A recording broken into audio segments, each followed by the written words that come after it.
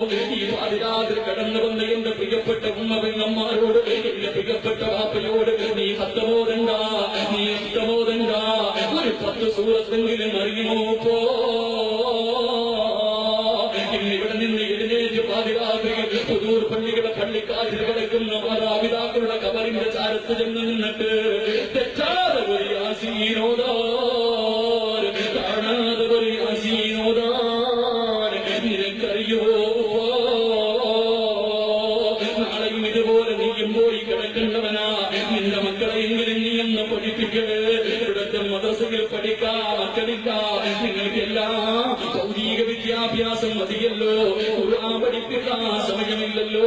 എന്റെ പ്രിയപ്പെട്ട സഹോദരിമാരോട് സഹോദരങ്ങളോട് എന്റെ ഒരു അനുഭവം പറഞ്ഞ് വാഴ നിർത്തുകയാ. എന്റെ പ്രിയപ്പെട്ടവരെ, വയനാട് സുൽത്താൻ ബത്തേരിക്കടുത്തുള്ള ഒരു 33 വയസ്സുള്ള ഒരു ചെറുപ്പക്കാരി എന്നെ ഫോണിൽ വിളിച്ചു. എന്നിട്ട് എന്നോട് സംസാരിച്ചു.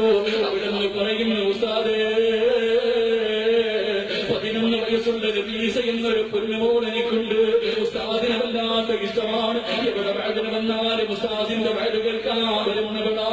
എന്നിട്ടാ പിന്നീട് പറയുന്നു, എനിക്കെന്റെ പൊന്നുമോനെ ഉസ്താദിനെ പോലെ ഒരു മകനെ എനിക്ക് കിട്ടാനാ ദുആ ചെയ്തു. ഞാനെങ്ങനെ ഗർഭിണിയായി പ്രസവിച്ച് 1 മണിക്കൂർ കഴിഞ്ഞപ്പോ എന്റെ കുഞ്ഞു മരിച്ചു. ഉസ്താദ് 3ാമതും ഗർഭിണിയായി. ആ പെണ്ണ് 7 മാസമായപ്പോ ബാത്റൂമിനകത്തുനിന്ന് തട്ടി വീണിട്ട് വയറ് പോയി തറയിലടിച്ചിട്ട് എന്റെ കുഞ്ഞു വയറ്റിനകത്ത് കിടന്ന് മരണപ്പെടുകയാണ്. 2 മക്കളും മരിച്ചു. ഇനി പ്രസവിക്കില്ലെന്ന് ഡോക്ടർമാര് പറഞ്ഞു. 11 വയസ്സുള്ള രബീസ എന്ന കുഞ്ഞുമോൾ ഇതുപോലെ ഒരു വാഴന് കേൾക്കാമെന്നോ ഒരു വാഴന്റെ സദസ്സിൽ വെച്ച് പരിശുദ്ധമായ ഖുർആൻ പഠിപ്പിച്ച കിട്ടുന്ന പ്രതിഫലം പറഞ്ഞു കൊടുത്തപ്പോ രബീസ എന്ന കുഞ്ഞുമോള് വീട്ടിലേക്ക് ഓടുകയാണ്. വാഴ കഴിഞ്ഞ് വീട്ടിൽ പോയിട്ട് ഉമ്മയോട് ചോദിച്ചു, ഉമ്മ എനിക്ക് ഖുർആൻ പഠിക്കാൻ വല്ലാത്ത ആഗ്രഹമുണ്ട്, എന്നെ എവിടെയെങ്കിലും ഒന്ന് കൊണ്ടുവിടുവോ, എന്നെ എവിടെയെങ്കിലും ഒന്ന് കൊണ്ടുവിടുവോ? 11 വയസ്സുള്ള രബീസ എന്ന പൊന്നുമോട് ചോദിക്കുമ്പോ ഉമ്മ പറഞ്ഞില്ല, അനുവാദം കൊടുത്തില്ല. കാരണം ആകെയുള്ള പൊന്നുമോളല്ലേ. 4 ദിവസം ഉപ്പാനോടും ഉമ്മയോടും പറഞ്ഞുകൊണ്ട് നടന്നു. ആരും സമ്മതിക്കാതെ വന്നപ്പോ 5ാമത്തെ ദിവസം പൊന്നുമോൾ വീടിനകത്ത് പട്ടിണി കിടക്കുകയോ. രാവിലെ ചായ കുടിച്ചില്ല, കാപ്പി കുടിച്ചില്ല, ഉച്ചയ്ക്ക് ഭക്ഷണം തിന്നില്ല, പച്ചവെള്ളം കുടിച്ചുകൊണ്ട് വീടിനകത്ത് സ്കൂളിൽ പോകാതെ രബീസ എന്ന പൊന്നുമോള് കരഞ്ഞുകൊണ്ട് കിടക്കുകയോ. അവസാനം ഭർത്താവ് വന്നപ്പോ അല്ലാഹുവേ പൊന്നുമോളടുക്കൽ പോയിരുന്ന് സമാധാനിപ്പിക്കാൻ നോക്കി. പക്ഷേ മോള് കേൾക്കുന്നില്ല, വാസിനാട്. അവസാനം ആ ചെറുപ്പക്കാരൻ പറഞ്ഞു, നബീസ ഉമ്മയ്ക്ക് ഖുർആൻ ഓതാൻ അറിയാം, ഉമ്മയ്ക്ക് ഖുർആൻ ഓതാൻ അറിയാം. ഓരോ സൂറത്ത് പഠിച്ചിട്ട് ഉമ്മയോട് കേൾപ്പിച്ചാ പോലെ. അല്ലാഹുവേ ആ പൊന്നുമോൾക്ക് വല്ലാത്ത സന്തോഷമായി. സ്കൂൾ വിട്ട് വന്നു കഴിഞ്ഞാ വല്ലാത്ത ഉത്സാഹമാണ്. വീടിനകത്ത് കയറിയിരുന്നിട്ട് അല്ലാഹുവേ ഖുർആൻ പഠിക്കും. ഓരോ സൂറത്തുകൾ പഠിച്ചിട്ട് ഉമ്മയുടെ അടുക്കൽ പോയി ഓടി കേൾപ്പിക്കുകയാ. 1 ദിവസം കഴിഞ്ഞ് 2 ദിവസം കഴിഞ്ഞു. അതാ ഖുർആൻ ഇങ്ങനെ പഠിച്ച് 4 ദിവസമായി. ഒരു ദിവസം ഉമ്മാന്റെ അടുക്കലേക്ക് പോകുമ്പോ ഉമ്മ കണ്ടി യാസീൻ ഓതിക്കൊണ്ടിരിക്കുകയാണ്. രബീസ ചോദിച്ചു, ഉമ്മ കാണാതെ അറിയില്ലേ? ഉമ്മ പറഞ്ഞു, മോളെ എനിക്ക് കാണാതെ യാസീൻ ഓതാൻ അറിയില്ല. ആ 11 വയസ്സുകാര് പറഞ്ഞു, ഉമ്മ എനിക്കറിയാം ഉമ്മ, ഉമ്മയ്ക്ക് ഇത്ര വയസ്സായല്ലോ, ഇതുവരെ ഒരു യാസീൻ പോലും പഠിച്ചില്ലേ? എന്റെ പ്രിയപ്പെട്ടവരെ, അല്ലാഹു ഹിദായത്ത് കൊടുക്കുകയാണ്. ആ പെങ്ങള് പറഞ്ഞു, അവരും ഖുർആൻ പഠിക്കാൻ തുടങ്ങി. ഓരോ സൂറത്ത് മകളെ കേൾപ്പിക്കും, മകള് പഠിച്ച ഉമ്മയെ കേൾപ്പിക്കും. എന്തൊരു സ്നേഹമെന്നറിയുമോ, എന്തൊരു ബന്ധമെന്നറിയുമോ? അവസാനം ആ പെങ്ങള് പറയുകയാ, രബീസ എന്ന പൊന്നുമോള് 11 ജുസ് കാണാതെ പഠിച്ചു. ഈ പെങ്ങൾ 6 ജുസ് കാണാതെ പഠിച്ചു. ആ പെങ്ങള് പെട്ടെന്ന് കരഞ്ഞുകൊണ്ട് പറയുന്നു, ഉസ്താദേ എന്റെ പൊന്നുമകളുടെ മൂക്കിലൂടെ ബ്ലഡ് വരാറുണ്ട്. അടുത്തുള്ള ഹോസ്പിറ്റലിൽ കൊണ്ടുപോയി എന്തെങ്കിലും മരുന്ന് വാങ്ങി കഴിക്കും. ഒരു ദിവസം ഉച്ചഭക്ഷണം കഴിക്കാം. 2ാമത്തെ നിലയിൽ നിന്ന് രബീസ എന്ന പൊന്നുമോൾ ഇറങ്ങി വരുമ്പോ പടിയിൽ വെച്ചൊന്ന് തലകറങ്ങി വീണു. എടുത്തുകൊണ്ട് കോഴിക്കോട് കൊണ്ടുപോയി. എന്റെ പ്രിയപ്പെട്ടവരെ, അവിടെ നിന്ന് കൊണ്ടുപോയി കോഴിക്കോട് മെഡിക്കൽ കോളേജിലെത്തി. അവസാനം ഹോസ്പിറ്റലിൽ കൊണ്ടുപോയി റിസൾട്ട് വന്നു, രബീസാൻ തലച്ചോറിൽ ക്യാൻസറോ. പോയി. അല്ലാഹുവേ, എന്നെ ഇഷ്ടപ്പെട്ടവനാണല്ലോ. കണ്ണൂർ ജില്ലയിൽ വയറ് കഴിഞ്ഞിട്ട് പാതിരാത്രി കോളേജ് അവിടെ നിന്ന് തിരിച്ചു വരുമ്പോ ഞാൻ നിംസ് ഹോസ്പിറ്റലിന്റെ ഓരത്ത് വന്നപ്പോ എനിക്കൊന്ന് തോന്നിയ പൊന്നുമോളെ ഒന്ന് കാണണമല്ലോ. അല്ലാഹുവേ, പാതിരാത്രി 1:30 വാർഡന്റെ അടുക്കൽ പോയി കൈകാല് പിടിച്ചിട്ട് ആരും അറിയാതെ പാതിരാത്രി എന്റെ പ്രിയപ്പെട്ട നഫീസാനെ കാണാൻ പോകുമ്പോ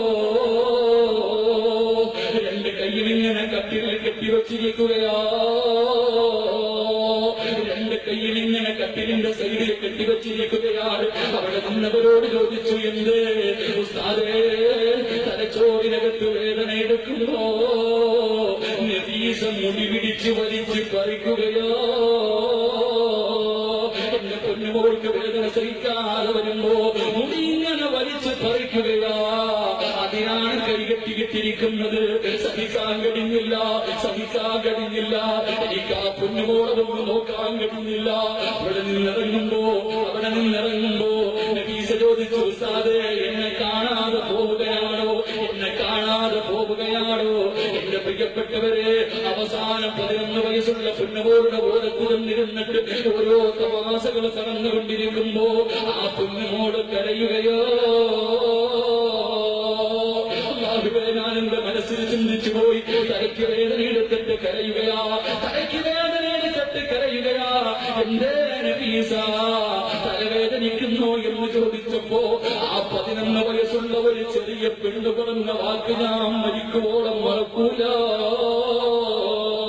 എന്റെ പ്രിയപ്പെട്ട ഉപ്പമാരോട്, ചെറുപ്പക്കാരോട്, എന്നെ സ്നേഹിക്കുന്ന എന്റെ ഉമ്മത്തങ്ങന്മാരോട് സ്വന്തം ഒരു മകനെ പോലെ, കൂടപ്പുറപ്പിനെ പോലെ പറഞ്ഞിട്ട് പിരിയുകയാ. നഫീസ പറഞ്ഞ ഒരു വാക്ക് പറഞ്ഞ് പിരിയുകയാ. 11 വയസ്സുള്ള പൊന്നുമോള് തലച്ചോറ് ക്യാൻസർ പിടിച്ചിട്ട് മുടി മുഴുവനും പറിച്ചെടുത്തുകൊണ്ടിരിക്കുന്ന നഫീസ എന്ന പൊന്നുമോള് അവൾ കരയുമ്പോ ചോദിച്ചു, നഫീസ, തലവേദനിക്കുന്നോ നഫീസ, തലവേദനിക്കുന്നോ നഫീസ? കരഞ്ഞുകൊണ്ട് പറയുന്നു, ഉസ്താദേ, എനിക്ക് അല്ലാഹു ഖുർആൻ പഠിക്കാൻ ഭാഗ്യം തന്നില്ല ഉസ്താദ്. ഞാൻ പട്ടിണി കിടന്നത് വെറുതെയായി പോയല്ലോ. ഞാൻ പട്ടിണി കിടന്നത് വെറുതെയായി പോയല്ലോ. അല്ല എനിക്ക് ഖുർആൻ പഠിക്കാനുള്ള ഭാഗ്യം തന്നില്ലല്ലോ. ഞാൻ പഠിച്ചതൊക്കെ മറന്നു പോകുന്നില്ല ഉസ്താദ്. പാതിരാത്രി എണ്ണിച്ചു കൂടി എന്റെ വാപ്പയോട് വയസ്സെത്തായി, വാപ്പ, നിനക്കൊരു 10 സൂറത്തെങ്കിലും കാണാതെയോ? ഒരു 10 സൂറത്തെങ്കിലും 11 വയസ്സുള്ള പെണ്ണിനെത്ര പ്രായമുണ്ട്? നിന്റെ കൊച്ചുമകളുടെ പ്രായമല്ലേ ഉള്ളൂ. അവള് ക്യാൻസർ പിടിച്ചിട്ട് 2 കൈയിൽ കെട്ടിവെച്ചിട്ട് കരയുന്നത് തലക്കകത്തുള്ള വേദന കൊണ്ടല്ല. അല്ലാഹു എനിക്ക് ഖുർആൻ പഠിക്കാനുള്ള ഭാഗ്യം തന്നില്ലല്ലോ. ഉസ്താദേ, ഞാൻ പഠിച്ചതൊക്കെ മറക്കുന്നല്ലോ. എനിക്ക് നരകം കിട്ടുമോ?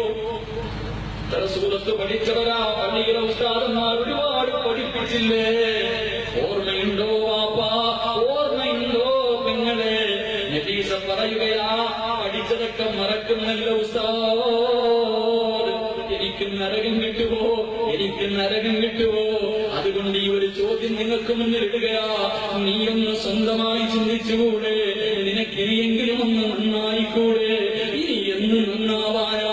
എല്ലാരും നന്നായില്ല ഉമ്മ, എല്ലാരും നന്നായില്ല ഉപ്പ, നീ എന്ന് നന്നാവാനാ? അതുകൊണ്ട് എന്റെ പ്രിയപ്പെട്ടവരോട്, നിനക്ക് പഠിക്കാൻ കഴിഞ്ഞില്ലെങ്കിൽ നിന്റെ മക്കളെങ്കിലും നിനക്കൊന്ന് പഠിപ്പിച്ചുകൂടെ? ഒരു ഹാബിളെങ്കിലും വേണ്ടേ? നിന്റെ മക്കളിൽ ഒരുത്തരെങ്കിലും ഒന്ന് ഹാബിളാകണ്ടേ? പള്ളിക്കാട്ടിൽ കൊണ്ടുവെക്കുമ്പോ, അല്ലാഹുവേ, ഇവിടെ നിന്റെ ജനാസ കൊണ്ടുവെക്കുമ്പോ ഇമാമത്ത് നിൽക്കോ? അല്ലാഹുവിന്റെ ഖുർആൻ പഠിച്ചവരെ പൊന്നുമോ വേണ്ടേ? എന്റെ പ്രിയപ്പെട്ട ഉമ്മ, നിന്റെ മയ്യത്ത് കുളിപ്പിക്കാൻ എടുക്കുമ്പോ അവസാനമായിട്ട് ഖുർആൻ നെഞ്ചത്ത് കൊണ്ട് നടക്കുന്ന ഒരു പൊന്നുമോള് നിന്റെ ജനാസ കുളിപ്പിക്കണ്ടേ? അതുകൊണ്ട് വേദ നിർത്തുകയാ. അല്ലാഹുവിന്റെ ഖുർആൻ പഠിക്കണേ. മദ്രസയുടെ പഠനം കഴിഞ്ഞിട്ട് എത്ര വലിയ മേഖലയിലെത്തിയാലും വാപ്പാ, നിന്റെ പൊന്നുമോ നന്നാവൂല. കാരണം അല്ലാഹനെ മറന്നവനാ, അല്ലാഹനെ മറന്നവനാ. ഖുർആൻ പഠിക്കാൻ സമയമില്ലെന്ന് പറഞ്ഞിട്ട് എന്നിട്ട് സ്കൂളിൽ വിട്ടവനാ. അവസാനം നിന്റെ മയ്യത്ത് കുളിപ്പിക്കാൻ എടുത്തു നീ പഠിപ്പിച്ച പൊന്നുമോന് ചങ്ങനാശ്ശേരിയിൽ മയ്യത്ത് കുളിപ്പിക്കാൻ അറിയുന്നവരെ തെണ്ടി നടക്കുമുപ്പ. നിന്റെ മോനിന്റെ മയ്യത്ത് കുളിപ്പിക്കൂല. നിന്റെ കബറിന്റെ പുറത്ത് വന്ന് ഒരു യാസീൻ പോയിട്ട് അസ്സലാമു അലൈക്കും യാ ദാറ ഖൗമുൽ മുഅ്മിനീൻ എന്നൊരു സലാം പോലും പറയാൻ നിന്റെ മോനുണ്ടാകൂല. അതുകൊണ്ട് എന്റെ പ്രിയപ്പെട്ടവരെ, ഒരേ ഒരായത്ത് പറഞ്ഞ് പിരിയാ, ഒരേ ഒരായത്ത് പറഞ്ഞ് പിരിയാ.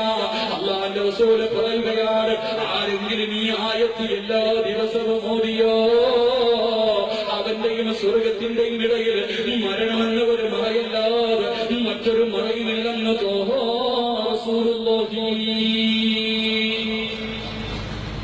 ചെയ്യുന്ന പൊന്നുമോളിൽ 4 മണ്ണിനകത്താണ്. അല്ലാഹു മഗ്ഫിറത്തോട് നൽകിയിരിക്കുമാറാകട്ടെ. അല്ലാഹു മഗ്ഫിറത്തോട് നൽകിയിരിക്കുമാറാകട്ടെ. അല്ലാഹുവേ, മലക്കുകൾ കബറിനകത്ത് ഖുർആൻ പഠിപ്പിച്ചു കൊടുക്കുന്ന